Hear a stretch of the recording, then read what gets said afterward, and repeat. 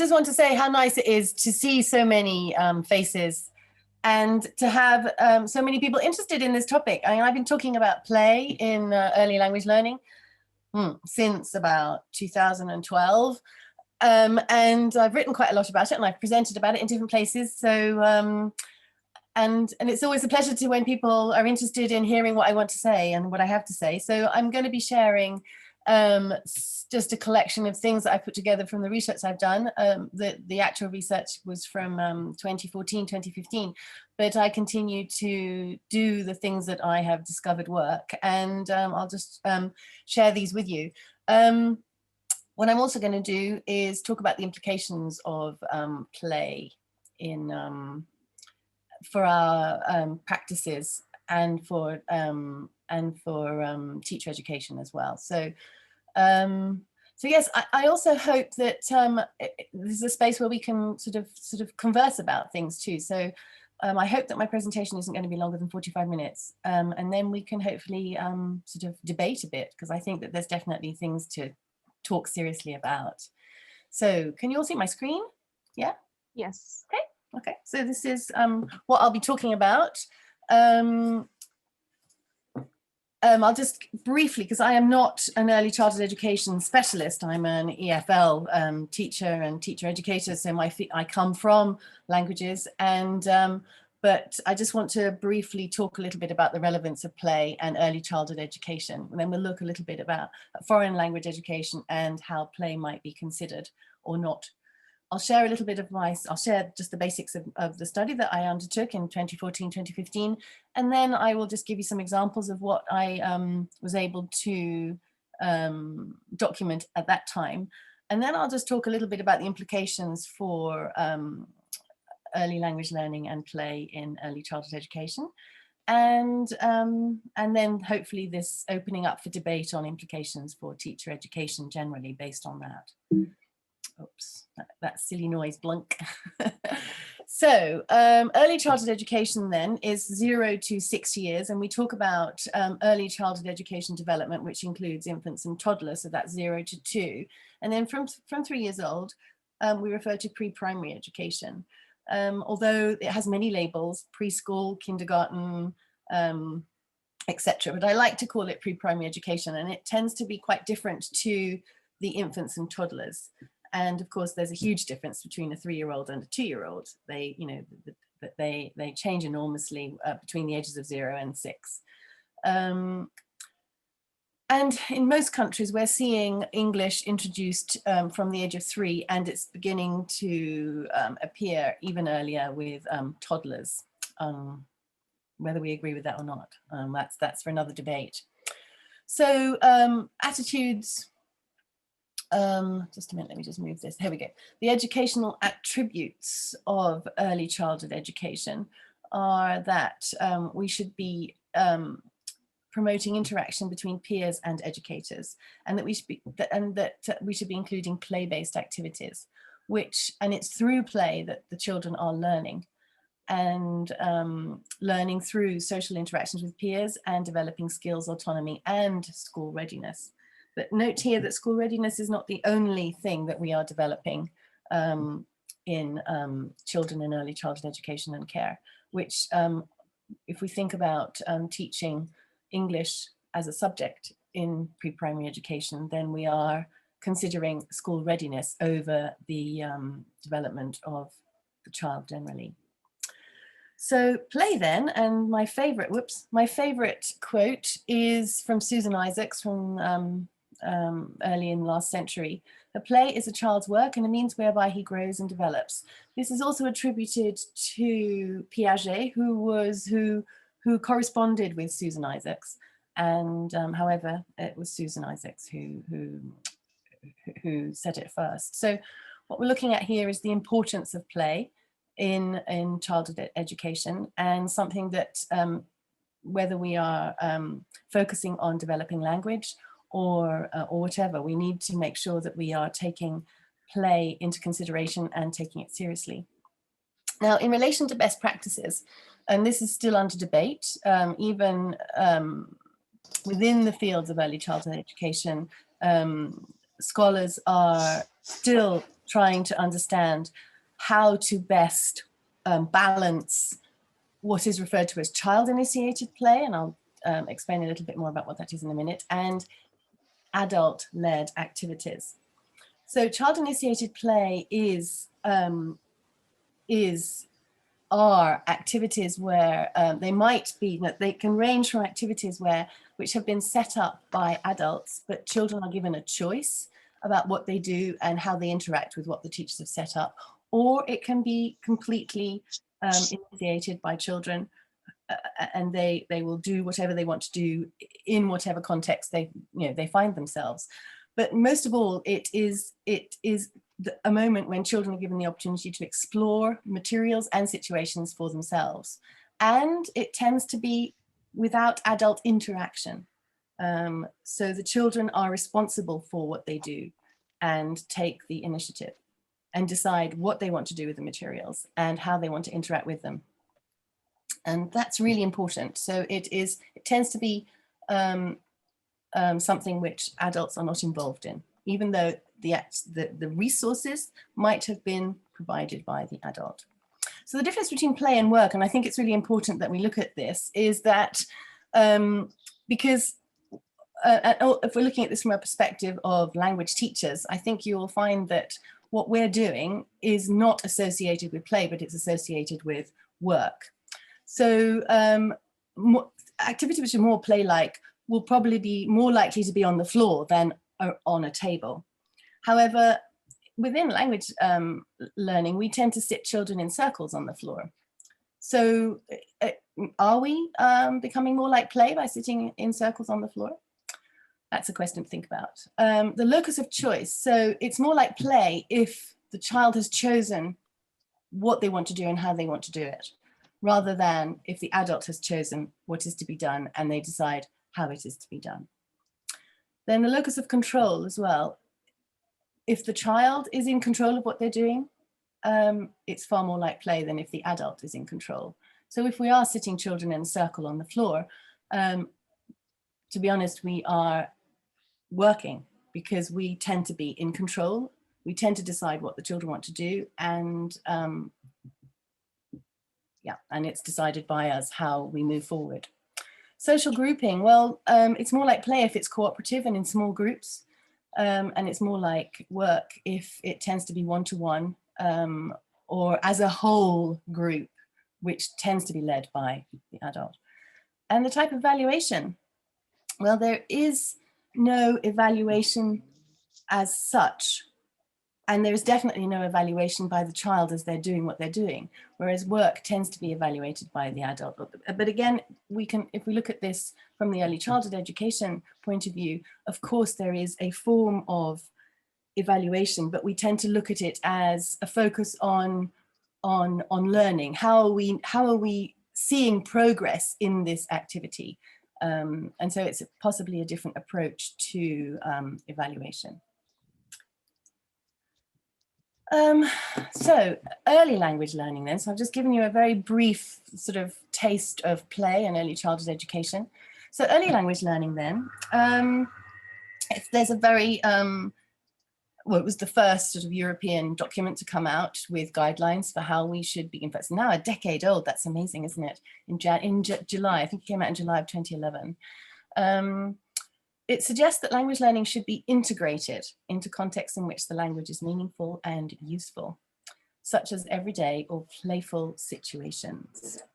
Sometimes I think we need to return to this document more regularly and really look at it, because it's got some really, really interesting and useful guidelines which we forget are there. I would say that probably most of you work in a context where children are exposed to English as a foreign language for short periods of time, maybe 30 minutes, once, twice, 3 times a week, maybe 45 minutes, once, twice, 3 times a week.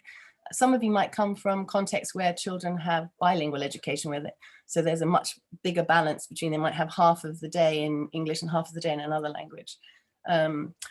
But I'm pretty sure that most of you come from a foreign language context, which is low exposure to the foreign language.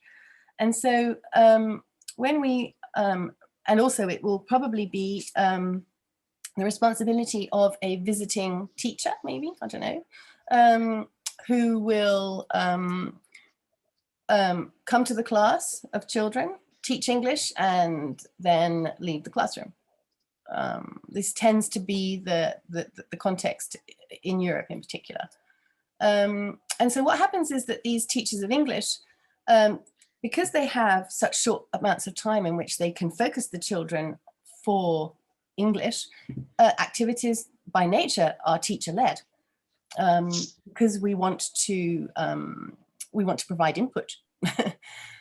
However, because we are focusing on language, we are teachers of English, of course, we focus on discrete language items rather than focusing on developing the child holistically. This tends to be the situation. It might be a huge generalization, I don't think so. My research here in Portugal indicates that this is the case. But anyway, what happens is that there is a misunderstanding generally, because there's a misunderstanding about the need to emulate developmentally appropriate practices, so practices which are considered suitable for small children, and I've made it very clear that play is extremely important.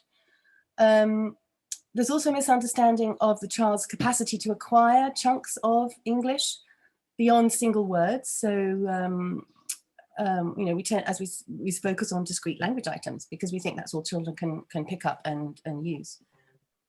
There's also a misunderstanding about the necessity and the probability of integrating, or rather, of having interaction in a foreign language between the children themselves and the teacher of English, and if the teacher of English is different to the educator or the pre-primary educator, pre-primary professional, I don't know what you call it in your countries, there's also a misunderstanding about the relevance of interaction with that adult as well. And also, there's a misunderstanding about the fact that children can actually be linguistic resources for each other. So all in all, I think we've got it wrong. And I'd like to suggest how we might be able to overcome and try to provide a practice which is more developmentally appropriate. So my question is then, is child-initiated play in English even possible in a low exposure early language learning context? And this was the question which I wanted to answer when we started this research in 2014. And at the time, I wanted actually to confirm practice which I had been, or confirm no, but to see really if the practice that I felt was successful was actually successful. Together with my colleague Penelope Robinson at Leeds University, we got a British Council ELT research partnership grant, and we set up the project English Learning Areas in Pre-Primary Classrooms, an investigation of their effectiveness. And the objective was to evaluate the impact of a more holistic and integrated approach to teaching and learning of English through the introduction of learning areas, or English learning areas, which we call ELAs, English Learning Areas. And we've published the report, and I've talked about it a lot. And I've published on it as well in chapters and books and in articles. And I've got a list of those at the end if you're interested in following them up. And I think there are webinars that I've given on this topic as well, which are also available to be watched. So I'm just going to give a brief overview. So the research took place in Portugal and in South Korea, but I'm just going to talk about the research in Portugal. So the research took place in the middle of Portugal there. And so just an overview of what early childhood education is like in Portugal. It is not compulsory, although 96% of 5-year-olds attend pre-primary education. It's provided for 3 to 6-year-olds. The general approach is a socio-constructive one, which favors child-led learning. And in a study of 2016, a nationwide study, we discovered that just under half of pre-primary institutions in Portugal, mainland Portugal, because we have islands as well, but this was mainland Portugal, teach English as a foreign language in pre-primary. So that's quite a lot. So the context then of the project, the school was a semi-private school. It was supported by the Ministry of Social Security, and open plan classrooms with learning areas for all developmental, child's developmental areas. In the school, they had English for 4 to 6 year olds since 2001. And they had a visiting English teacher. I've got an echo. Okay, it's gone, good. So the children that we looked at were in the last year of pre-primary education. They were 5 to 6. It was this very small group. There were only 16 of them. Normally we work with 26 children. So this was particularly small, but it just because it's particularly small doesn't mean to say that meant that's why it worked. What I'm going to share with you here is what had happened before and what continues to happen. We just happened to take a sort of 6 months of practice and observed it. Most of the children were Portuguese, but there were 2 Ukrainian speakers. And they had English from the age of 4. So this was their 2nd year of English. But in fact, they have 30 minutes twice a week. So they'd had maybe 30 hours of English. That's not a lot. And they had an English learning area, an Ella, in their classroom. So it's one of many areas. And the teacher of English, again, is typical of a profile in Portugal. So she speaks Portuguese as her first language. In fact, she had trained to be an English and French teacher to secondary students. So we see a lot of teachers who train to teach older learners teach in pre-primary. So they have no training for early childhood education. She did, however, have training as a pre-primary teacher of English, and she had experience in pre-primary education. And she collaborates with the pre-primary professional. So this is really important. So it's not just the teacher of English, but together the pre-primary professional and the teacher of English work and support the children's learning journey. So let's have a look at the English spaces then in the classroom or in the setting. The teacher-led activities would take place during circle time and occasionally move on to the table. The children had 30 minutes twice a week with the teacher of English, okay? The table time activities actually took place maybe once every 2 months, and they would be a morning session where we would do arts and crafts or something a little bit different.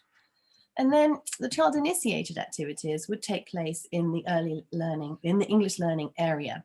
And because the English learning area was part of the children's classroom space, it became one of many learning areas which were in this space. So as we can see here, we have the computer area, reading, library, there was a little writing space, they had a construction with all the blocks and things, they had a garage with cars and trains and whatever, they had a science area, and they had games, puzzles and things, and they had a house area for dramatic play. This is very typical and actually quite boring. In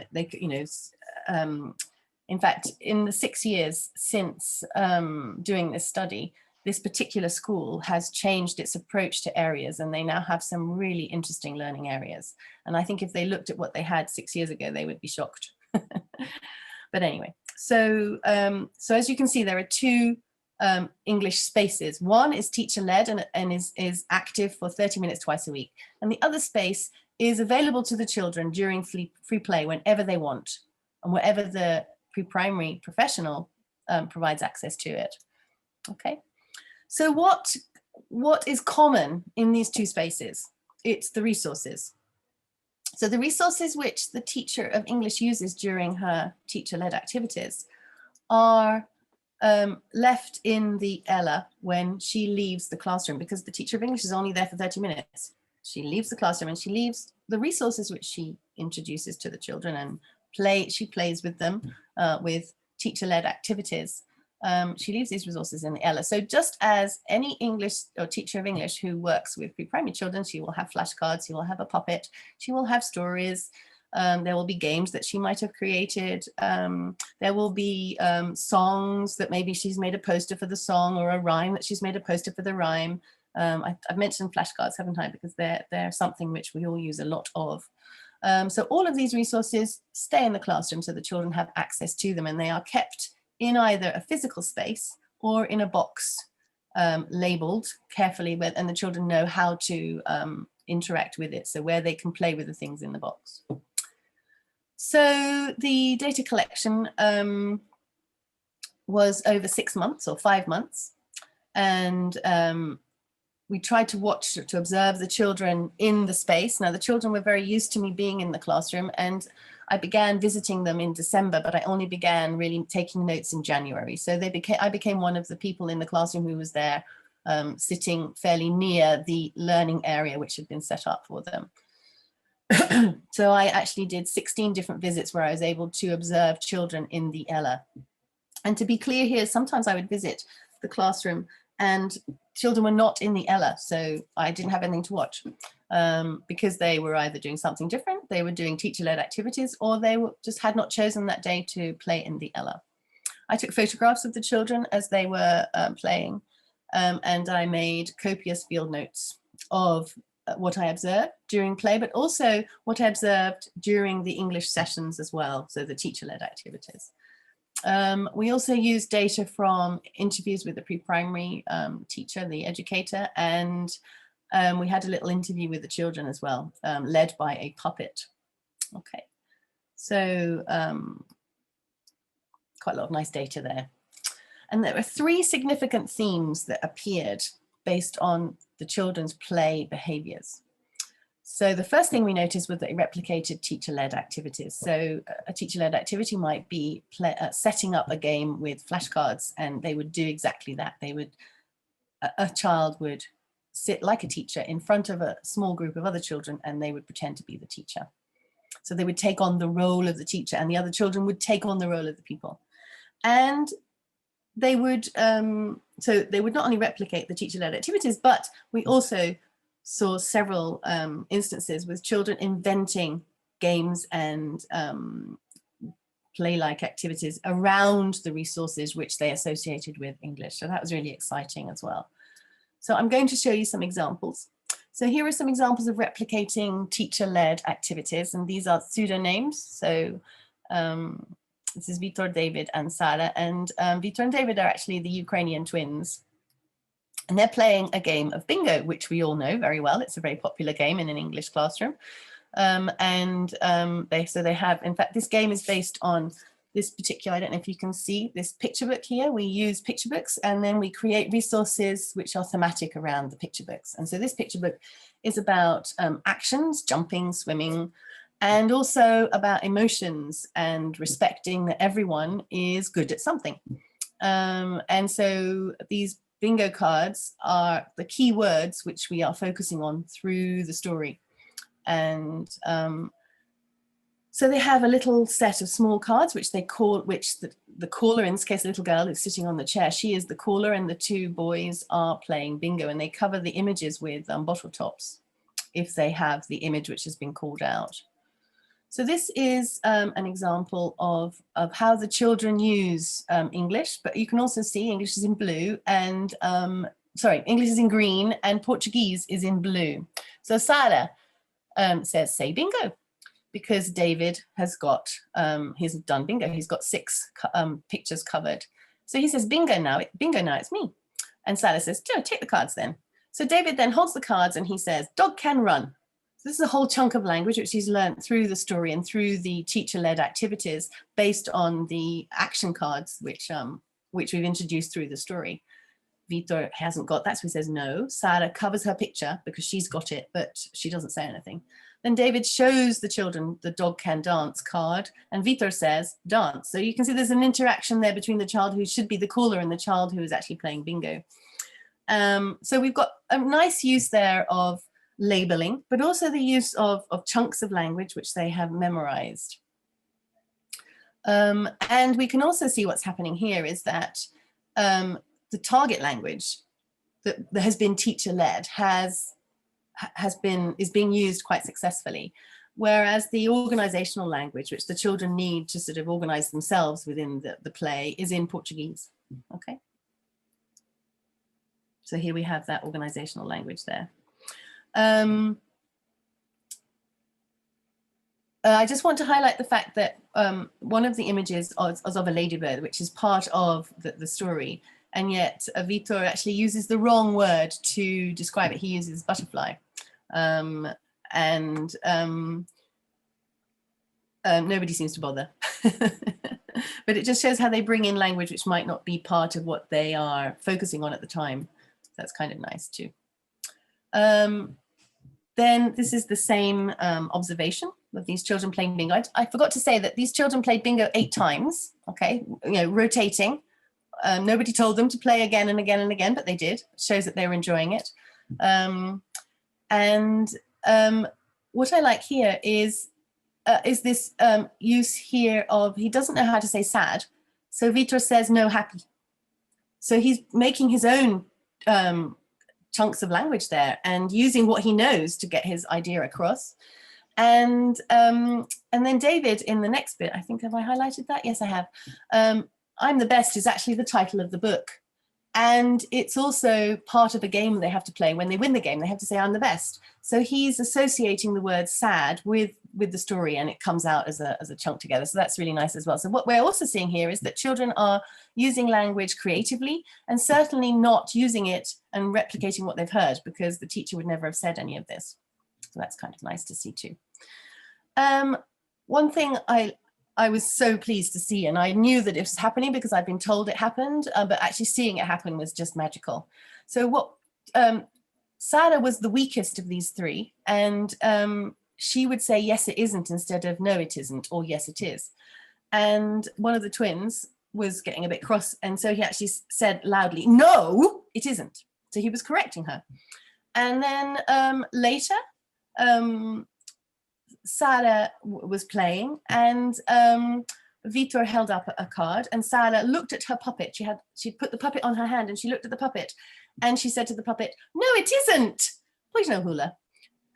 So she was actually sort of confirming, I suppose, to herself that yes, I can say it correctly. It was really nice to see. And also, because I was observing the children with the teacher-led activities later, I also saw evidence of her using no, it isn't more regularly. So she, she picked up on the language. She was corrected by her peer, and it settled, and it became part of her language, which is really nice.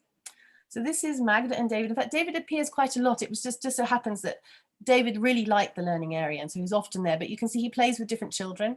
And this is an example of taking on roles. Magda is the teacher, and you can see she's sitting on the chair. She is the one who is dominating the flashcards, and David is the student. And in fact, she actually said, I am the teacher, you are the student. Okay, she said that in Portuguese. So here she is, and this is a game. So this is actually around a picture book called Piggy Wiggy, and it's about a pig who dreams of what he wants to do when he grows up. So it's great for professions, and it's often a topic which the educators want to do with the children because they like talking about things that they want to be when they grow up. And these flashcards, so they were the professions, and then each profession had a different hat. So the idea was to match the profession with the hat. And so this is what happens. Magda takes out the flashcards and she holds them against her chest, as we do, it's a secret, can you guess what it is? And so David starts guessing. And so out comes all the English. It's lovely. It was lovely to see it. So Magda actually says very little because she was actually the weakest student, even though she's being the teacher. And David starts, all the different language which he knows. So pilot, Piggy Wiggy is a doctor, Piggy Wiggy is an astronaut, digger driver, chef. And so as she's putting the cards out, he's labeling them for her. And then they have a little conversation about, where the different hats goes. That's all in Portuguese there. And then all of a sudden, David takes all the little hat flashcards and he starts putting them against the professional flashcards. And there's a lovely bit of translanguaging, I suppose you could call it. So isto é the doctor, do pilot, do chef, digger driver, as he's sort of placing the flashcards. So lots of really lovely use of English there, prompted by the resource.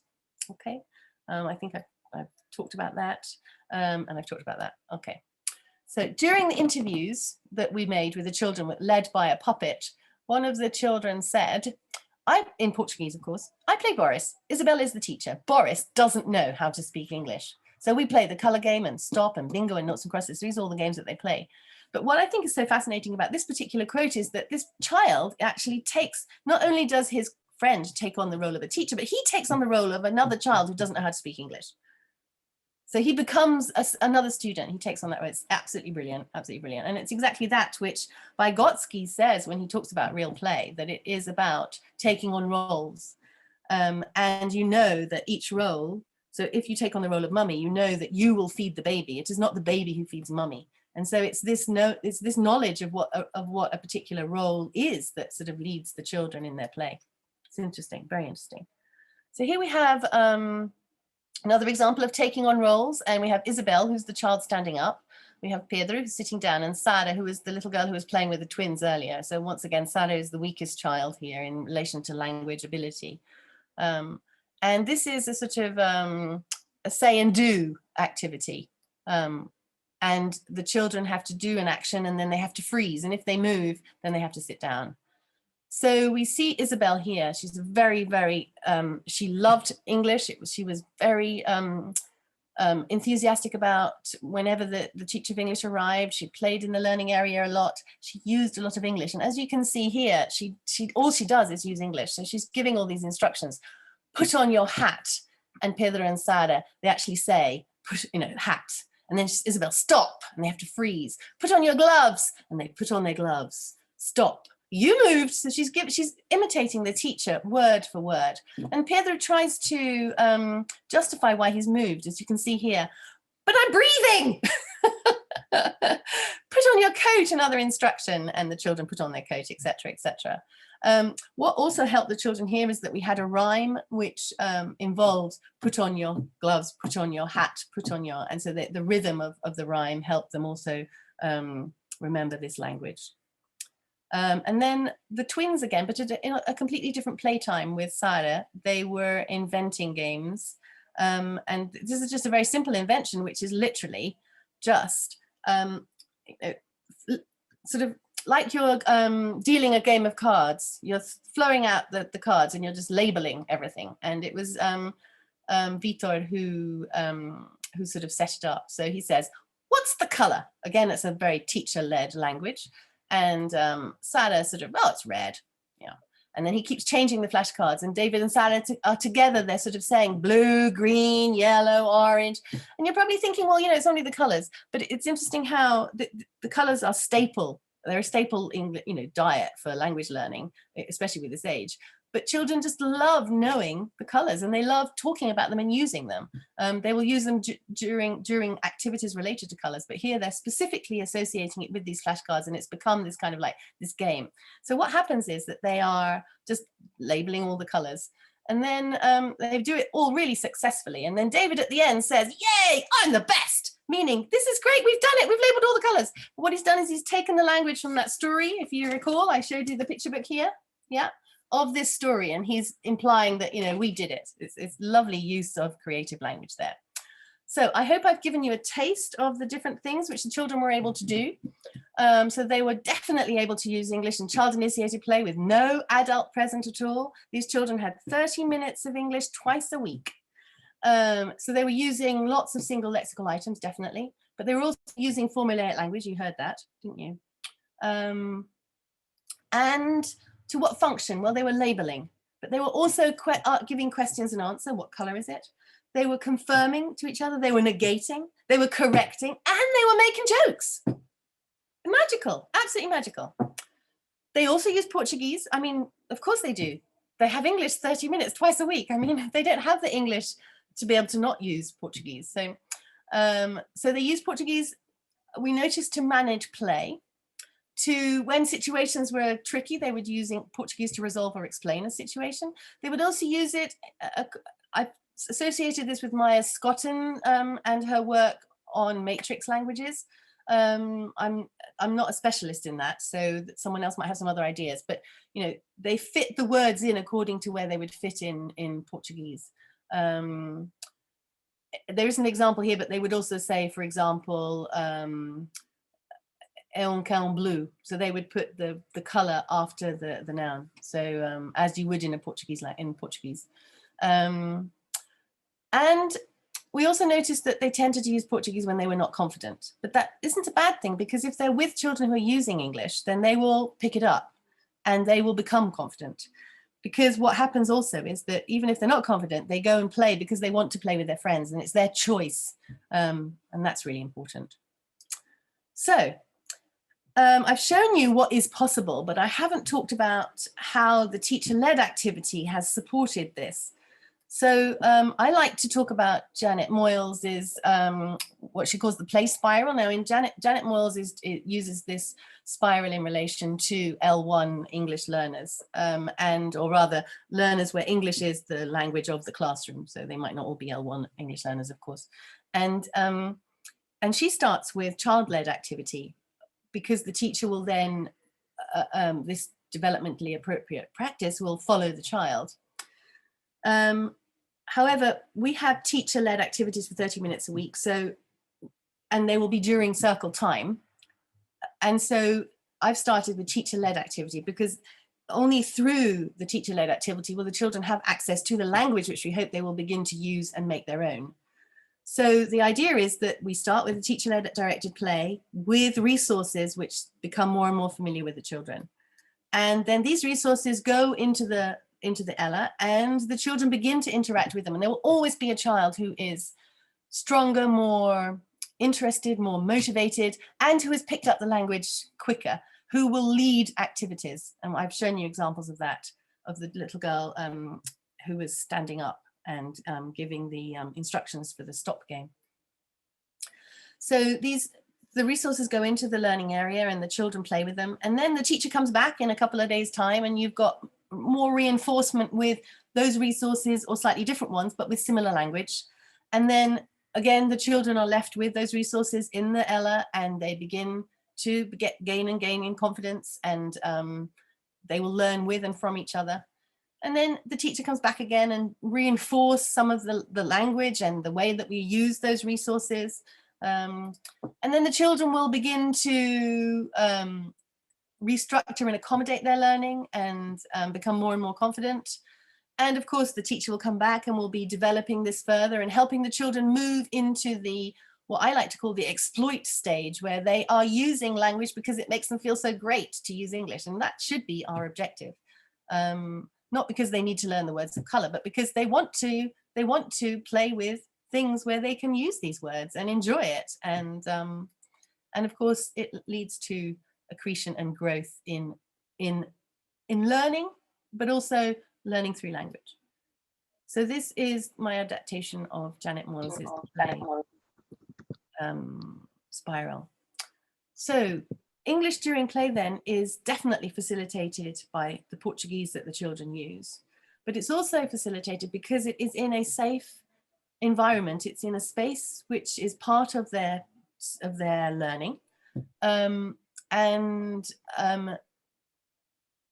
also because children have chosen to go into that space and use English, and that's empowering.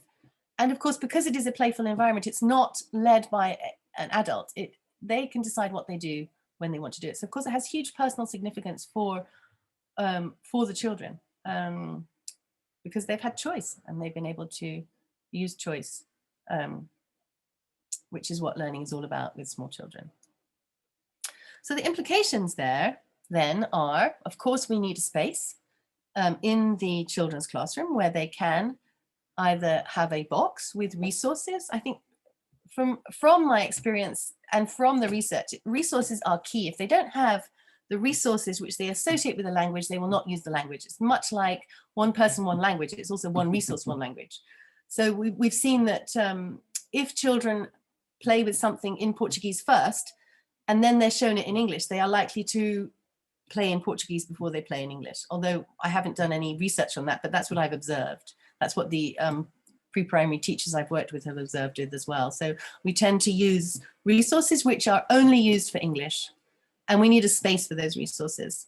That space can be physical, as you saw in the photographs. They actually had a corner, but in some classrooms there isn't enough room, so there is a box on a shelf, and the children can take that box and they can use it in another part of the classroom. But we also need time, because the children, it's not just time to play in English, they need time to play. So if a pre-primary teacher does not allow time for play, then of course they're not going to play in English, because they're not going to play at all. So it is and that's not the responsibility of the teacher of English if she's a peripatetic teacher of English. It's the responsibility of the pre-primary professional. So this pre-primary professional needs to believe that play is important, and that it's important for English learning as well. And of course, that leads to collaboration.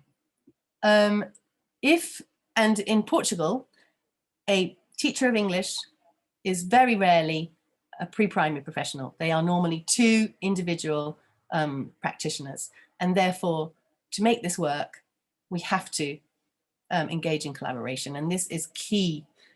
So I just wanted to finish by looking at collaboration and seeing the relevance of collaboration for developmentally appropriate practices in a context where the teacher of English is not the person responsible for the children, not the pre-primary professional. So I think it's important to understand what collaboration is. It's not just about, occasionally meeting each other in a corridor and saying, oh yeah, I'm going to do this tomorrow. Okay, I'll do that too. That's not what collaboration is. So collaboration is when we have a shared goal or objective, and we both feel that we know that we are in agreement with what we want to happen in a particular class and with a particular group of children. And that has to be agreed upon, and that has to be, you have to talk about it, and you have to be sure that that's what you both want to do, so that you have to decide together how you're going to do that. So you both have to become responsible for different parts, different routes to that objective. And that takes time. And so time is essential. And of course, through collaboration, what happens is that you maximize the skills of two types of teachers. And in this case, you have a pre-primary professional and you have a teacher of English. You maximize their skills. You maximize the specialist in English with the specialist in early childhood education. I mean, how much better could you get? And you bring this into a space, and of course, it's going to benefit children's learning, because each practitioner will bring to this situation what they know best. And you have this, let me just go back a bit. Here we go. You have your pre-primary professional, you have your teacher of English, but it's that purple sector in the middle there, which is what the children will have access to. They will have the knowledge of these two amazing professionals who together will be able to provide, developmentally appropriate environments for learning to take place, learning in this case through English. So let's have a look then at what developmentally appropriate practice is. And this is from, many of you will have heard of a high scope, which is an approach which began in the States in the 90s, and which has sort of filtered generally into good practice, at least in Western countries. So developmentally appropriate practice then is a perspective in which a teacher or a caregiver nurtures a child's social, emotional, physical, and cognitive development. So looking at, their overall education. And it's based on practices and decisions that fit within the theories of child development. And so we need to have training in child development. And it also looks at the individual strengths and weaknesses of each child, which means that we need to spend all day, every day with each child to understand and recognize what their identified strengths and weaknesses are. And of course, we need to have a very, very important or strong relationship with the child's family and understand where they come from and who they are. And of course, unless you are with the children all day, unless you are a 100% pre-primary professional, you will not be able to do that. It's impossible. And this is why collaboration is so important, because this is what we need to improve what we do as teachers of English. So, and I think, unfortunately, what is happening is that we are seeing non-developmentally appropriate practices coming from teachers of English who are visiting classrooms for short periods of time. We see an overuse of individual drill practice techniques. So we are not encouraging creativity or curiosity even. And I mean, how interested are the children? We are stressing memorization of facts. We are not informed of how children learn and develop, because at least in Portugal, the teachers are trained to teach English to children from the ages of 13 to 18. How do they know about young children? They don't, because they haven't had training to do it. These are non-developmentally appropriate practices. So the implications, the second set of implications then are professional preparation, essential. And this is professional preparation not just of the teacher of English, but it's professional preparation for the childhood educator, if they are not the same one. So they need to develop skills, really important skills of communication, to know that they need to be able to talk to another professional and work as a team, and touch on instructional strategies and collaborative planning. And this should be happening in pre-service and in service courses. Then, of course, administrative support. So in the school that I work in, it's fantastic because the teacher of English and the pre-primary professional have time where they can meet to prepare what they are going to do, to plan how they're going to follow the children's interest and work together. And also on how they will be able to evaluate that learning. I don't like the word evaluate, but look at that learning and understand how it is showing that a child is developing in one particular area or not. And also it's about helping teachers see that they need to share the same beliefs really about how children teach and learn, because if a teacher of English believes that the only way that the child can learn English is from them, that they are the teacher, then this would never work. They need to understand that children will learn from each other as well. And if a pre-primary practitioner believes that children don't need to play to learn, then of course it won't work either. So these are essential beliefs which they need to share. So, to play or not to play in a foreign language? Well, let's get it right. We should be, shouldn't we? Okay, those are my references. Thank you. And now I hope that I have prompted you to think a little bit and that we can sort of have a little bit of a discussion. Oh, I did take a little bit long. I took 50 minutes, but anyway. Don't worry. Thank you very much, Sandy. It has been really a pleasure to hear you and have so many interesting ideas to that we can discuss now. So if you think or anyone want to start asking any question, commenting whatsoever, we may, I think you can raise your hands. Yeah, I think there is an option here to raise hands, or you can just write in the chat and we just follow the cue or whatsoever. So please write your questions. I think Esgli. I don't know. Ezgi, Is your name right? Esgia. If you get any difficulty, you can say like melody, like in English, like oh, no worries. It is really difficult to pronounce it. My question will be like, if you use collaborative learning, can we use like some the storytelling strategies, like, because I have used it once more, and do you think it is beneficial to use poster, like the picture book that I can show you some words? I think I understood your question. Can we use collaborative learning? Is that what your question was in relation to? Yes. If we create collaboration between the students, it is essential to use the picture book, like No, it's not essential, although I would say it's a very good thing that you should be using. It's not essential, no. We just happen to use picture books as the springboard for a particular topic or a particular learning outcome.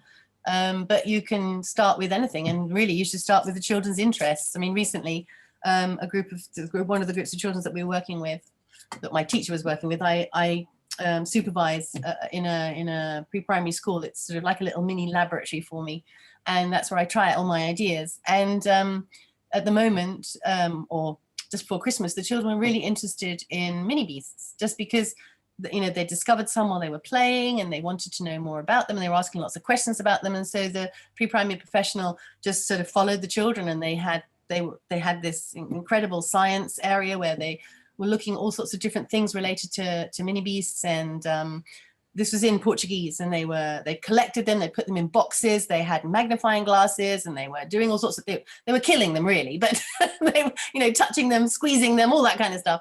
And of course, in English, then we followed as well. And so that for us, we tried to think of the language which we could use, which was useful for them. So labeling, of course, what are these animals? What are these mini beasts in English? It's more beneficial than maybe using the poster, like labeling can be the more.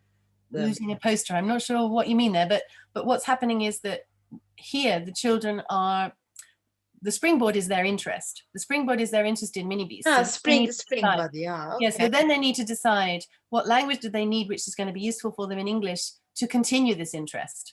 And then we will also think about, okay, so what songs and rhymes can we also bring in, which will have mini beasts in them that will also, that the children will be interested in, you know, in doing, because they are related to mini beasts. And then we'll think, okay, and what stories do we know? What picture books can we share with them that also will fuel their interest? So we try to, and then how can we develop games with this collection of words? And I mean, there are likely to be lexical chunks which they will pick up as well, but simply it is or it isn't, which will be something they're hearing all the time.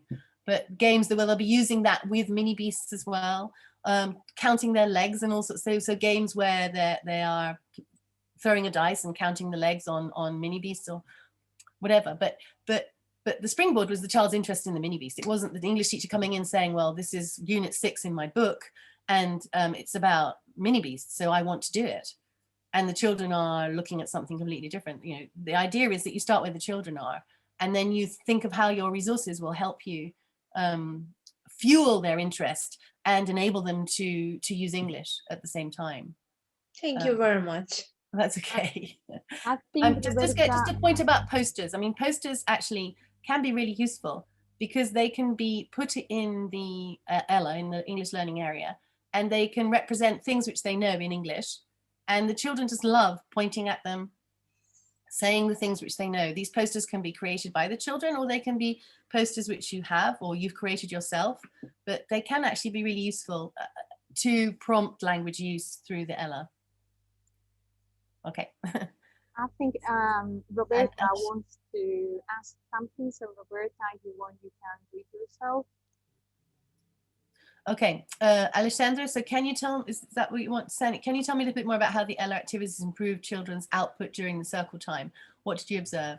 Well, not just what did I observe, but what do we observe is that children just become more and more confident about using particular lexical items or language chunks. And you can see, it's amazing. So for example, you come in on a Tuesday and a Thursday. And so you bring in a particular resource and use a particular collection of lexical items and language chunks, and you'll introduce them through the appropriate ways with the children. And then you leave the resource in the classroom. On Thursday, when you arrive, more children will be able to use the language which you have introduced.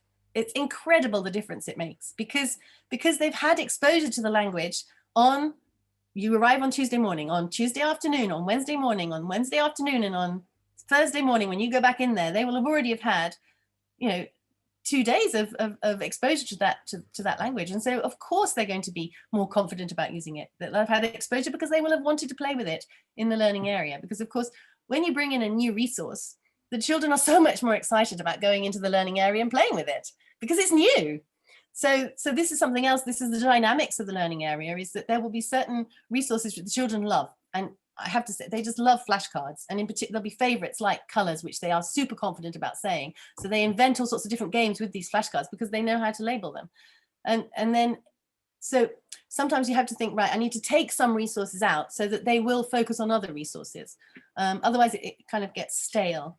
So it does need to be a dynamic space. But whenever you take something new in there, children just love it and they want to go in there and they want to play and they want to play with that stuff.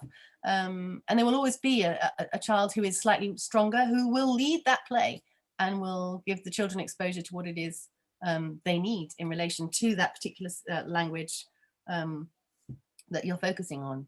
So, so have I answered your question? Sandy, I think Yes. Roberta Contin wants to ask something. Roberta.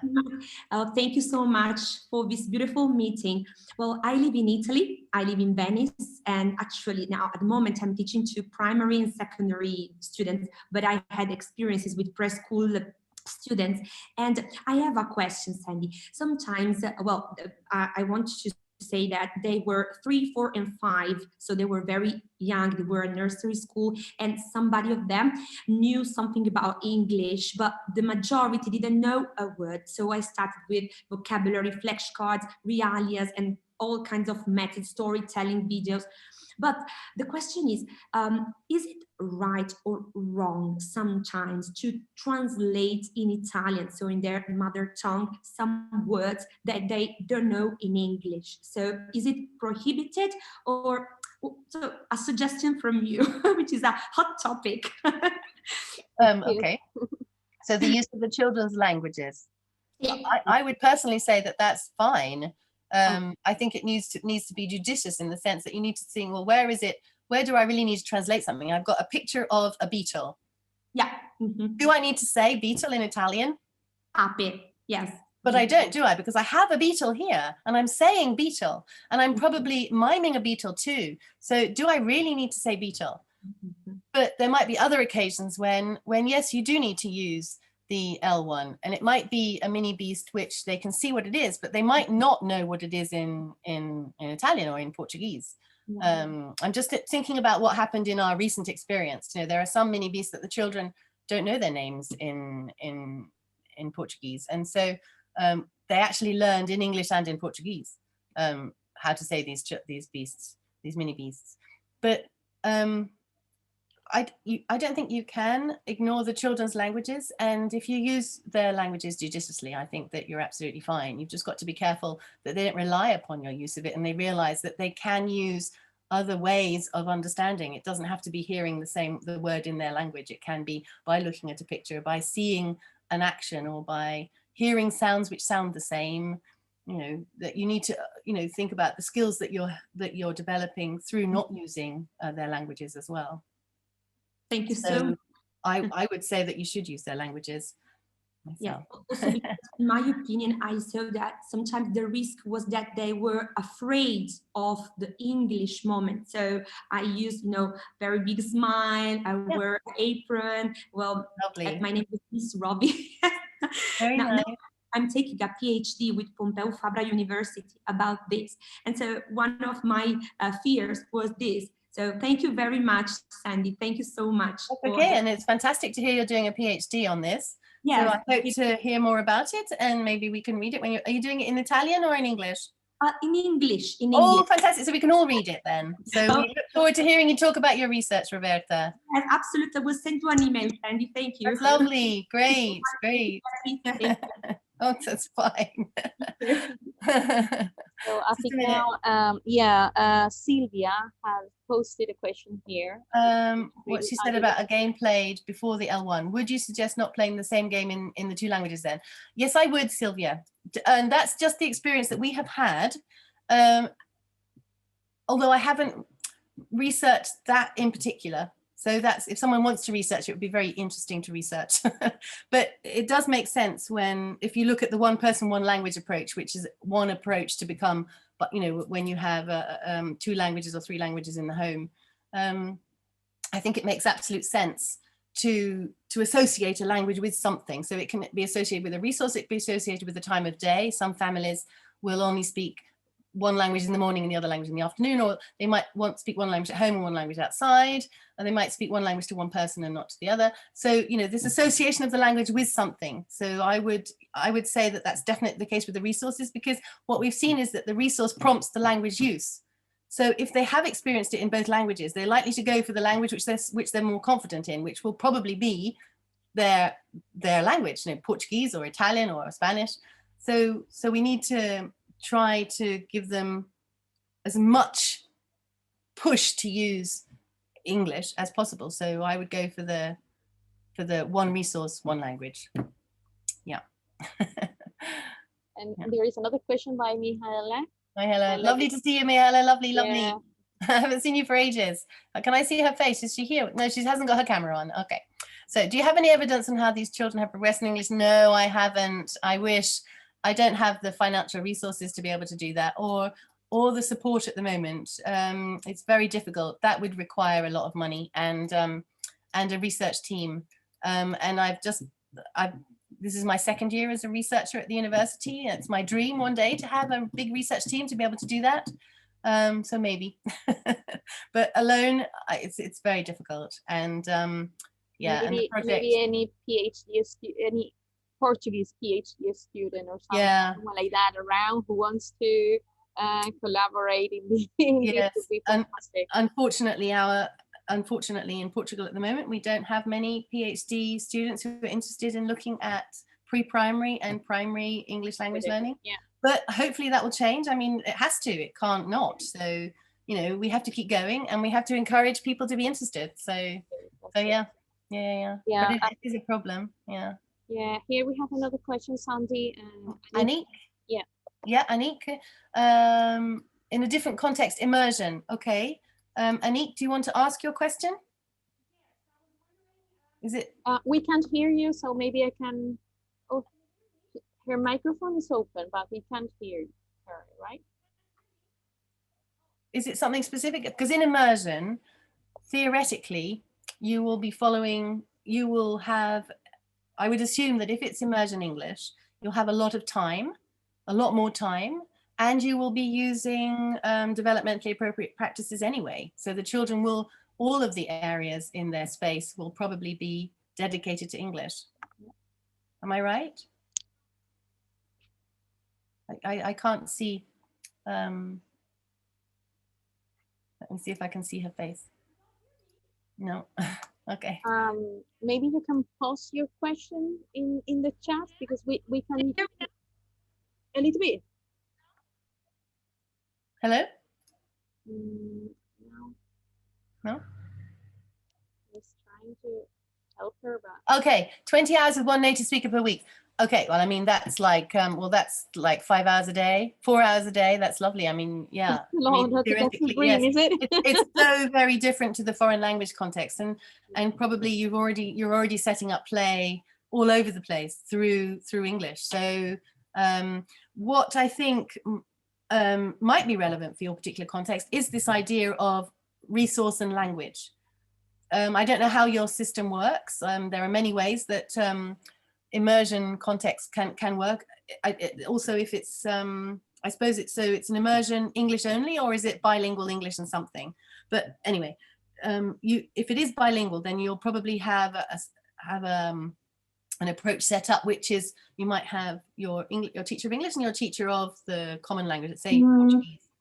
And you might have certain activities which are led by the teacher of English and certain, or the pre-primary practitioner in English, and others which are led by the pre-primary practitioner in Portuguese.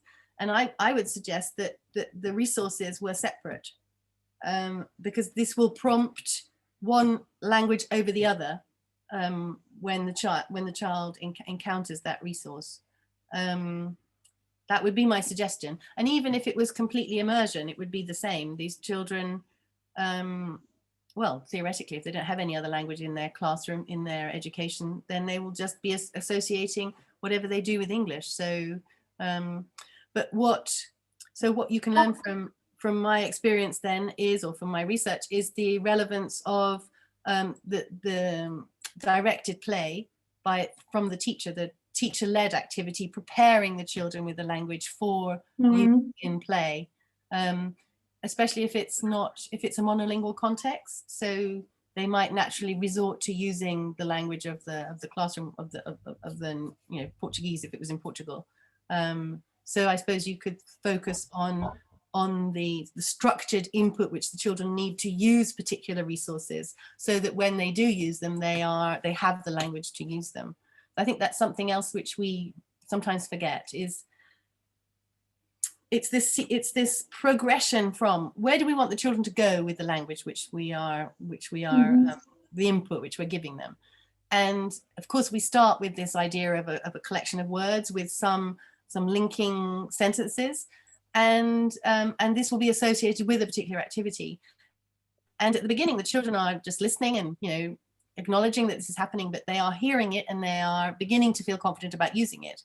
And what we tend to do is we tend to be happy with the fact that they're just listening and responding physically, rather than listening, responding physically, and then also using it in context for their own pleasure. And it's and that's why the learning areas are so important. It's because it's beyond, it takes the children beyond just nodding or being a butterfly. It actually means that they're in a space where they are using the language because it's so great to use it and they get such a lot of pleasure from it.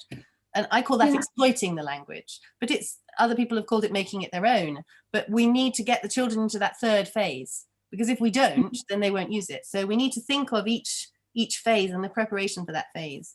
So, and I presume that that would also be the case in your immersion context. Hello, hello. Do you hear me now? Yes, Annick, hello. Oh, yeah. Okay, the context is it's actually a German kindergarten. There's one native speaker per group. I'm actually the French native speaker in the nursery now. And so I want to give some advice to my English native speaker, what she could do in her group, because I go in this group and I do my research project in English. And I would love to go and move to this group at some point.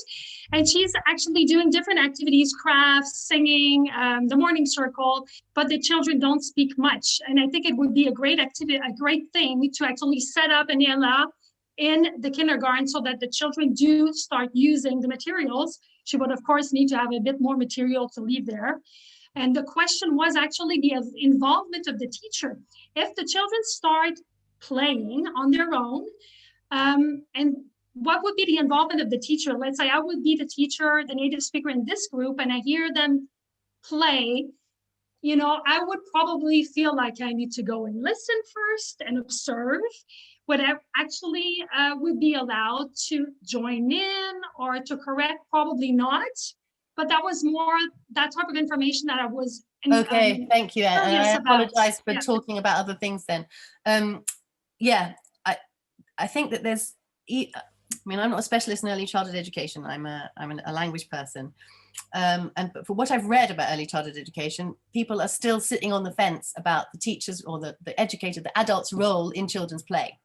So in answer to your question then, my response would be only become involved if the children invite you, and use the opportunity to observe and collect evidence of learning.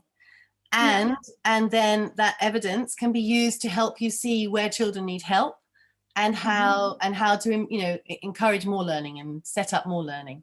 So, but that's extremely, it's challenging for an adult not to intervene, but we have to let the children do it, because that's what play is, you know, and unless we see something terrible happening, but, you know, just because a child is saying something wrong doesn't mean to say you have to go in there and correct them.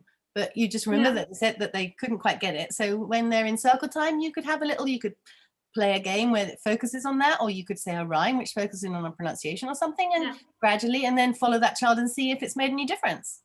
Yeah. So, you know, and you're in a hugely privileged position because you are the language person who's able to stay with the children and you can really follow them through.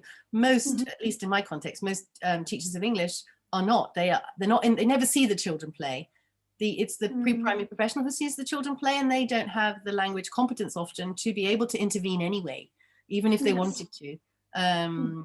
But they still need to learn how to observe and collect evidence on how that is showing development in all areas. So that's really interesting, Annick. What's your research on?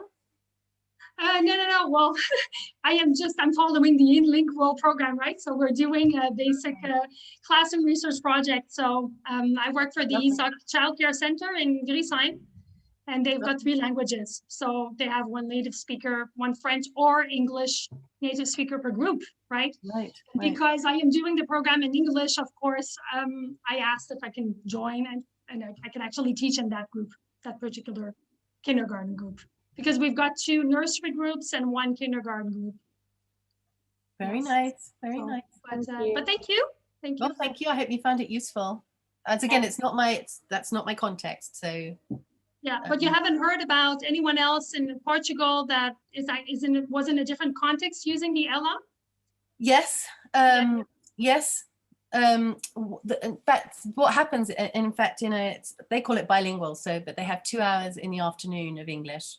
And the problem actually is getting the space in the classroom and the pre-primary professionals approval of space for play in English. That's been the biggest problem that we've had, which you know, that needs to be overcome, and it's all about collaborating and having common beliefs. Yeah. So yeah. But I think what most people struggle with is that preparation, is that how does what I do during circle time prepare my children, or these children, for playing with English by themselves? And I think that is the difficult bit. And also preparing the resources, because you do need, I mean, for many, many years, I was a classroom teacher with a huge, great big bag. And I went from classroom to classroom, from school to school. And I had to, because I had set up these learning areas in each of these schools, I think at one point I had 9 different classrooms in 4 or 5 different schools. And each of those classrooms had a different set of resources which they were, you know, using in English, and I had to create those resources. And yeah, you just do it because you know that that's going to help. I would spend hours in front of the television with my family making flashcards and creating games and, you know, posters of things, and that's just what I did as a teacher. But I saw the benefits. And so it was motivating. And I think that this is one of the problems, is often teachers now, they are given, and I apologize if I offend anyone, they are given so much from the publishers. And they just think they don't have to do anything else. They just have to follow the course book and use the publisher's resources. But unfortunately, the publisher's resources, they have 1 flashcard of each item. And if you have 6 classrooms, you need your set to take with you, and you need a set for each classroom. So you have to overcome that. Yeah. And not all of the resources are actually that useful for moving from circle time into child initiated play. So the teacher has to be extremely creative, and I think a lot of teachers don't seem to be able to do that. And so I think that that's again something that we need to bring into teacher education, is how do we create those materials quickly, easily. And then now we have computers and stuff, it's so much easier than it was when I began in 1991. I mean, I was drawing and coloring my stuff, you know, and I still have some of my flashcards from back then because I made so many sets. So yeah, yes, and that's in answer to, you know, the problems, the hurdles that we need to overcome. Yeah. Just a quick question about material, because you're talking about material and preparing ourselves. How often would you actually rotate and change the material in the ELA? That's a really good question. I think it depends very much upon what the children are doing and how they are interacting with it. I mean, you might, and also because where did the topic come from? Where did the learning material come from? I mean, did it come from the child's original interest, or was it something which you just thought, oh, I'll do this because? So, you know, if it's the latter, then it's likely that you're going to need to change it fairly quickly, because it might not actually be what they're interested in. Whereas if it's the former and it's come from an interest that the children have had, it's likely that they will want to play with those resources much longer. Yeah. But also this is the, in your case, you're with the children, so you can observe them and you can see which of the resources are not being touched, and then take them out. Yeah. And put new ones there. But then, you know, in a couple of months, bring them out again, because the children will see them as, you know, oh, I remember that, and they'll want to go and play with it. So, you know, it's about being dynamic, but also about recycling. So definitely that works. Yeah. Thank you.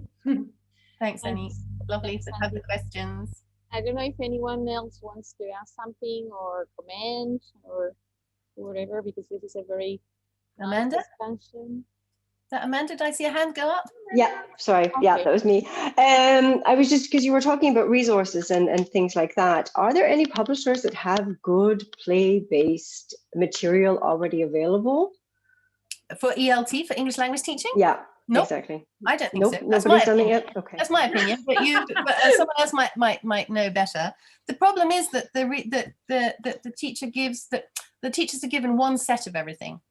Yeah. And that's it really. And also because course books don't tend to be structured around play, you know, and developing play. ELT, English language teaching. Also because it would be so expensive for the publisher to be providing all of this. I worked with a publisher in Poland for a while, and they did have some resources. So large mats which you could make into kind of like board games, which could then be used okay. in the Ella. And this comes from an idea which we use a lot. And I think posters, if publishers have posters, then they're useful, because again, they can prompt, it depends on the poster, but they can prompt the language use. Posters of rhymes are really nice. Posters of songs are really nice, especially if you have words and images coming together in a what do they call it? Rebus writing, where you have a sentence which will have keywords in in the pictures. Those that children love those, because they will know what each line represents in the rhyme, and they will point to those images as they say the rhymes or they sing the songs, and it works really nicely. So yes, publishers could provide those sort of resources for teachers, definitely. So posters of lexical sets, because something else which you think, well, is that play? Yes, it is, because the children have decided that they want to do it, but the children make their own dictionaries by either, I think that they should draw the images of the things they know how to say in English, but some teachers would prefer to give them a black and white photocopy for them to color. But if you want to do it properly, I think you should get the children to draw, and then either the teacher will write, or the children can even try to write. But anyway, a page for a lexical item which the children know, and the books which they make themselves of these lexical sets, just like a thematic dictionary. And they absolutely adore, they take it out, they adore it because they've created it, but also because they just love pointing and saying what it is, and sitting with each other and correcting each other. They just have a whale of a time. I mean, and it's such a simple resource, but so profitable for language use. So yeah. There is another question, Clara. I think she wanted to ask something. Yeah, I wanted to ask, you talk about resources. I'm a student for preschool education in the bilingual line, and they have had a lot of input about online resources and the, how do we call it? The Blackboard, the digital Blackboard. And I wanted to ask if in the Ella they maybe have like online resources, or what do you think about online resources now that we are with the COVID situation and things like that? Okay, well, an Ella isn't going to work in COVID because you can't set up a learning area in each of the children's homes, so it doesn't work, unfortunately.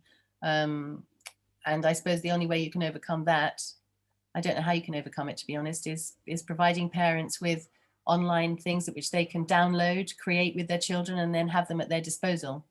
I'm not a great fan of including digital tools in the Ellas, although I'm trying to think of any examples that I've heard. We've had Ellas and also English learning areas and French learning areas, where the children have had access to recordings of stories and songs. So they put on an earphone and they pick up the book, and I'm not sure how they connect. I suppose they, in the French example, I think they only had the one book with the recording. So they always knew that if they pressed the button, that was the only recording they got.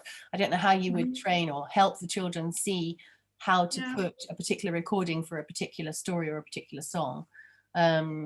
But there must be a way of doing that. But that's kind of nice, because they're sitting there with their earphones and they are following a story.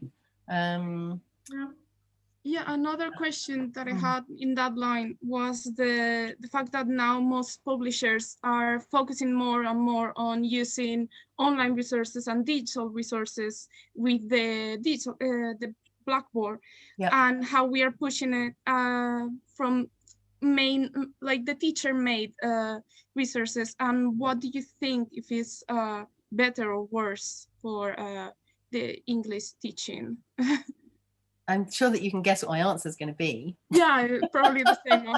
I think it's absolutely terrible, and I think that we should be creating opportunities for children to be interacting with each other rather than with the screen. We should be taking children outside as well, away from screens. And I'm sure that you're all familiar with the move within early childhood education of going outside and playing outside. So I would not be in favor of focusing the children on online activities to develop language. I think that they need to interact, well, they need to interact with their peers and with adults, with real things to develop language. And there's research which shows that. So I wouldn't be in favor of bringing those kinds of digital tools into the classroom. I don't think they promote child-initiated play as I would hope. As I've seen it being promoted through hands-on resources that children can touch, and they're malleable and they can manipulate them. So yeah, thank you. Yeah, that's what I was thinking. But in Spain specifically, we have had a push for digital. Everything digital is the best way of putting it. Yeah. Can I add difficult. something? Can I add something Yes. to this so that we actually there is, I'm sure Sandy will know about this. Patricia Cole from Washington University. She's neuroscientist, and she had some experiments with bilingual kids. And one of the experiments that they did, there is a very nice TED video about this. It's called The Bilingual Child, I think, or the Marriage's Bilingual Mind, something like that. If you look for Patricia Cole, you will find it in TED Talks. And they expose kids, very small babies, okay? They expose them to a video recording of another language they don't know. And then the other group was exposed to real interaction. And the thing and the results they got is that there was a need to have human interactions as to have acquisition. So we really need to interact with kids. I mean, it's obviously when we are in a foreign language context and when we our kids may not be exposed outside our classroom to the language, you may want to add some online resource so that they are also exposed outside the classroom, because their parents may not know anything about the language. So it's a way, as Sandy was saying, maybe recording stories, things like that may be very useful. But when we are talking in our classroom, and as Sandy was saying, kids need to be kids, and they need to experiment, they need to touch, they need to, so they really need to have that. And this is something we need to take into account. I have something, Sandy, you were talking before about getting resources to their homes. And as you were talking before, I was thinking that when you said this is like one person, one language, one resource, one language, which I was just thinking about that as you were explaining it.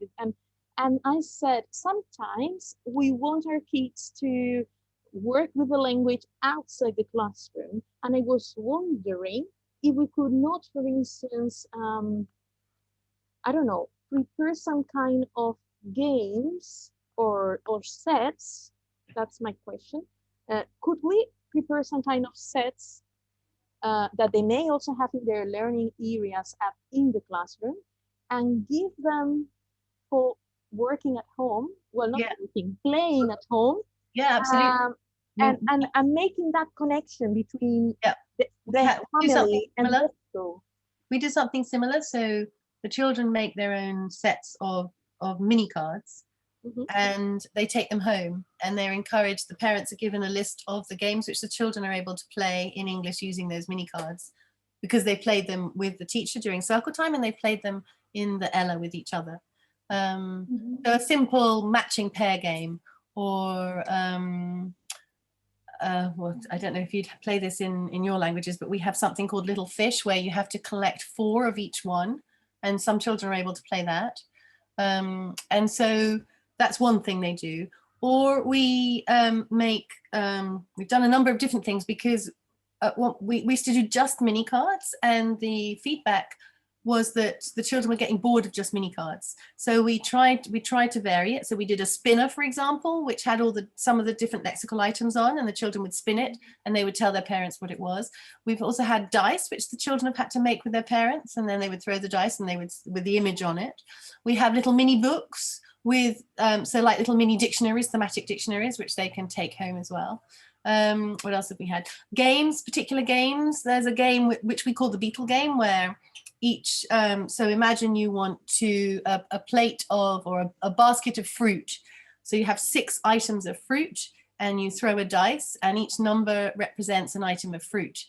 So you would have little mini cards and then the parents would have a sheet with 1 represents apple, 2 represents pear, 3 represents banana, etc. You throw the dice and you would pick up the card and you would put it in the basket. So we call these beetle games. And so a number of different activities which the children have played with the teacher and within the Ella, and then they can take a mini set home. So absolutely, absolutely. And I suppose, and do you have any results, or do you know any feedback? Do they use the English at home? Yeah, the feedback. I mean, it's not part of the study, so I don't have, you know, I don't have academic, but scholarly support to say that yes, it works. But the feedback is extremely positive. Although we will get parents that don't tell us anything. So, you know, we've got a group of 26 children and you might have 7 or 8 parents who, you know, yeah, and then the others are quite silent. You also need to train parents to give you that feedback. You need to make it clear to them that you want that feedback and you encourage it and you welcome it. But that's reciprocal because they also want your feedback in relation to their children's learning with you. So it's about developing a relationship with the parents. And so this is something which, again, you need the pre-primary professional to help you with that. So it's all about that, and that comes from collaborating. It's all interconnected, because through working or collaborating with the pre-primary professional, you actually have access to parents, you know, because you are sharing with the parents what you're doing with the children, because it's all part of a whole. And then, of course, you can go to the meetings in the evening with the parents, and you can encourage them to tell you what it is that their children are doing at home.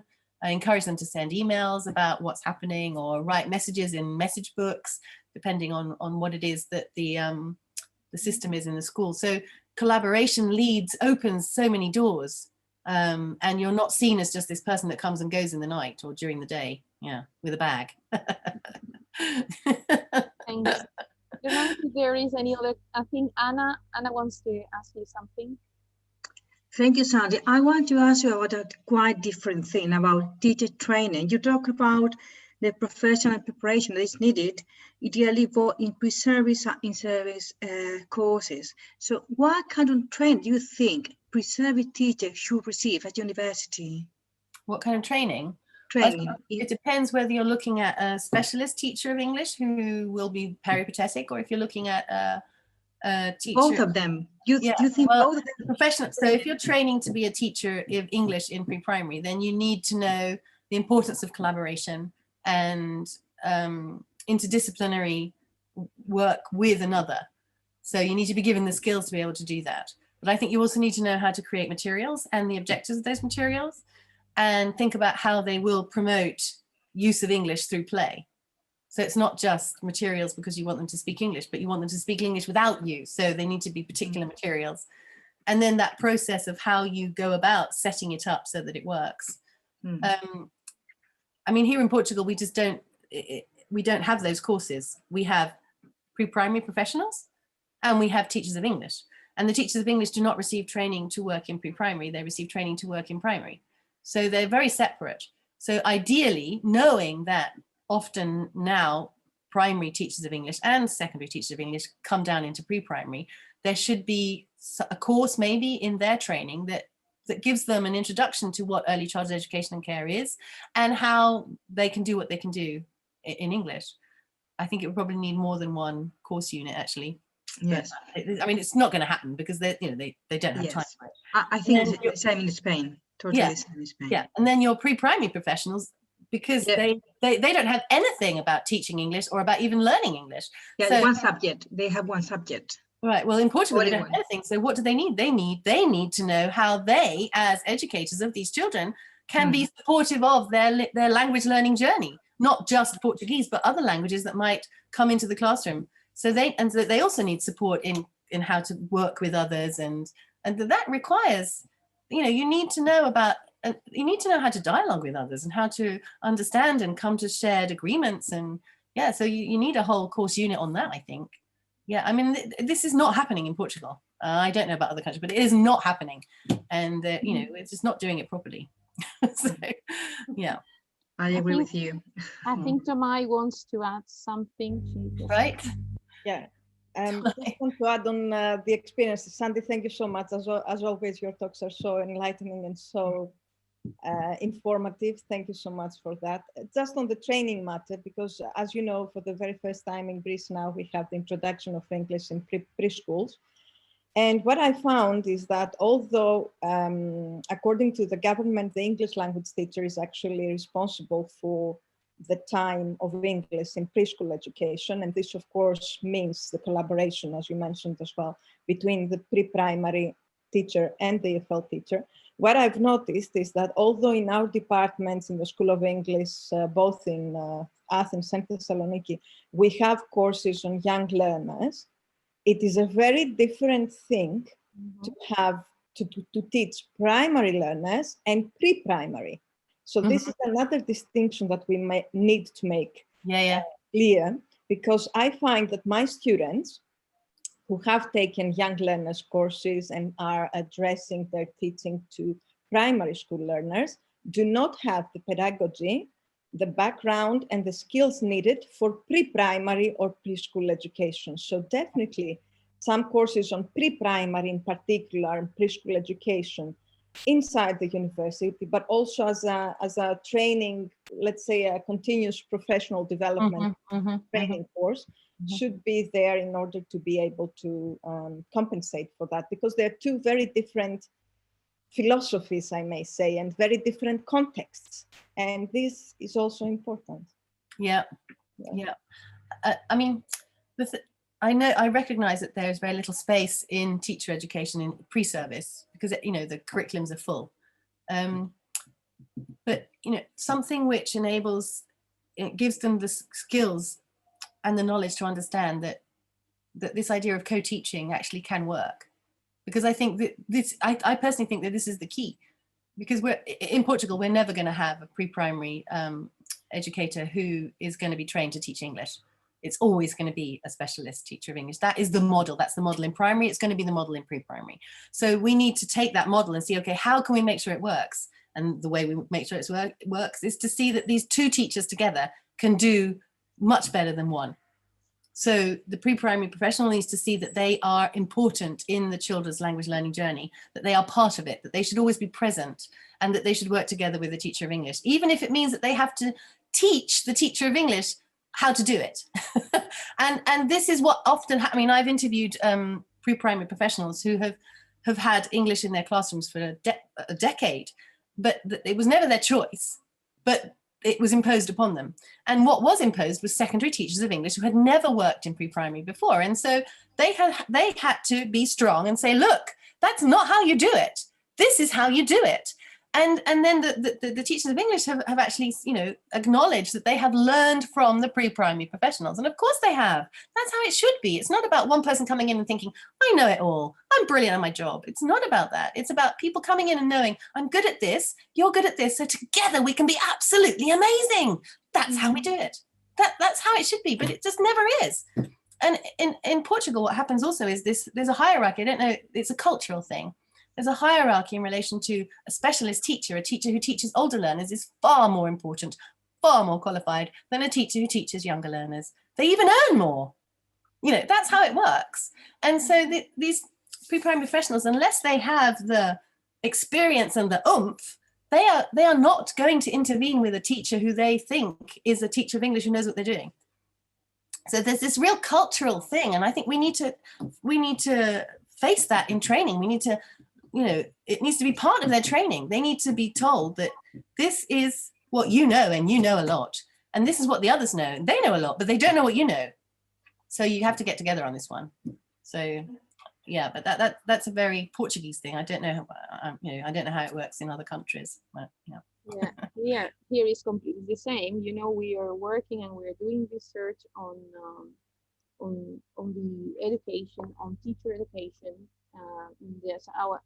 that our English teachers are receiving, and we are just analyzing data. But one of the results that I can highlight is that 80% of the 427 teachers that participated said 80% said that the first time they got into a preschool classroom, they just felt they didn't know. they couldn't do anything. They didn't know how to manage that, because for an English teacher, the first time you get, well, maybe you have contact with preschoolers and it's easier for you, but for most of English teachers, the first time you get into a preschool classroom, you just said, oh my God, what am I gonna do here? And this is true. So I think the ball now is on our shed, on the university, on the how we train our teachers, and we need to do big efforts in that. So I think this is that we need really to change the training that we're giving. And I wanted to add to what you were saying, Sandy, about collaboration, that here in Spain, in Anna's PhD, maybe Anna, you want to talk about this more than me, but she collected some best practices in English preschools in different regions in Spain. And for instance, in Canarias, in the Canary Island, they do have these collaboration sessions scheduled in each teacher's schedule, important. And that they all reported that was wonderful for all of them, for preschool teachers and from English teachers. And this is one of these best practices that we should be implementing and spreading around. Yeah. I mean, yes, it's really important, but also extremely difficult when a teacher is peripatetic and they're having to move between schools, and therefore they have 8 pre-primary professionals they have to meet with. And so that's an issue. And so this whole model makes it difficult. But I couldn't agree more. And that's the good practice that's written about in the literature for co-teaching, is it's the importance of the institution providing the time for people to meet and share and talk and plan together.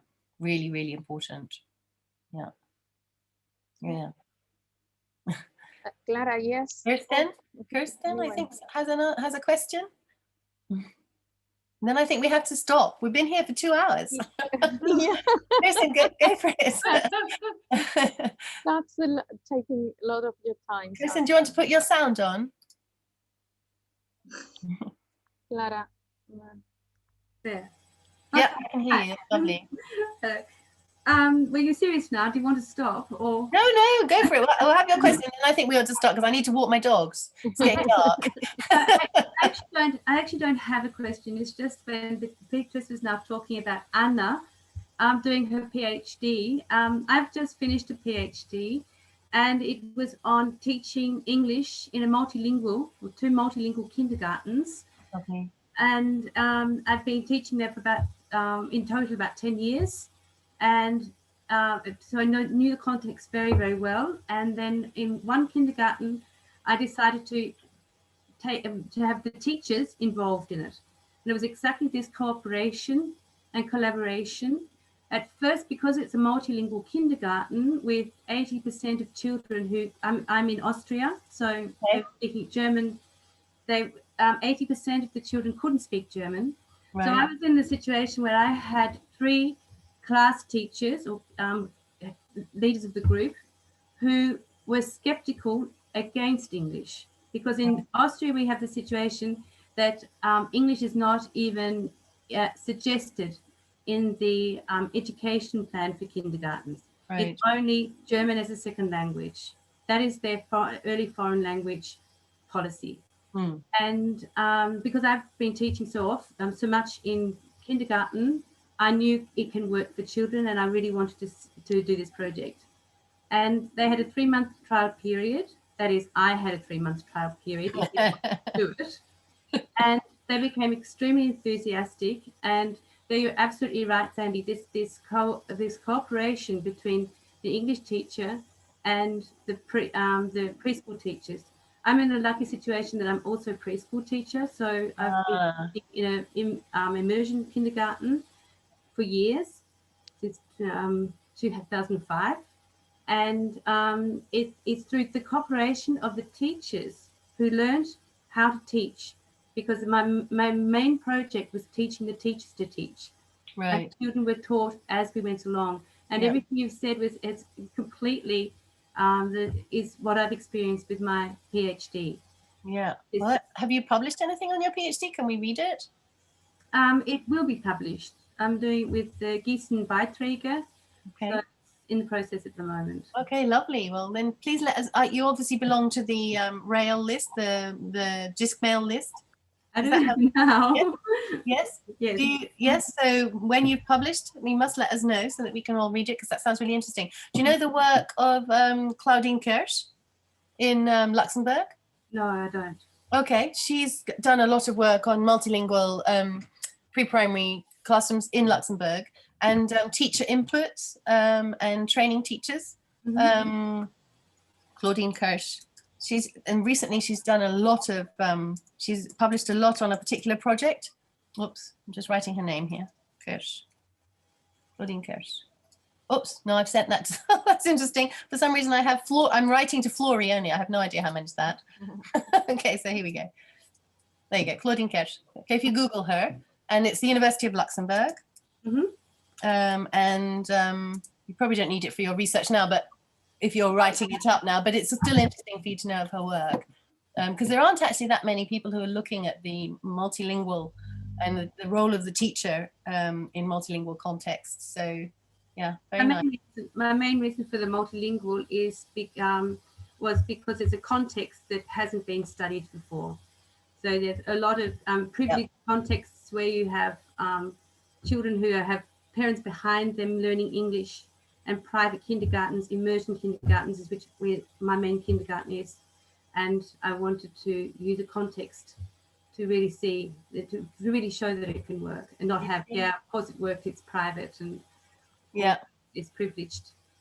That's interesting. I mean, Claudine's work is in mainstream multilingual context. I mean, because in Luxembourg, the children come from from homes where languages are not Luxembourgish. So sometimes the teacher will not know any of the children's languages. So, so I suppose it's slightly different, but it's still interesting to read her work. There were 16 children in 16 different languages in the kindergarten. Yeah, that's a lot. Interesting.